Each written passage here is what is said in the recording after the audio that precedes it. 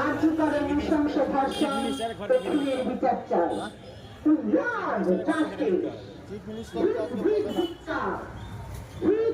প্রশাসন, high high প্রশাসন, প্রশাসন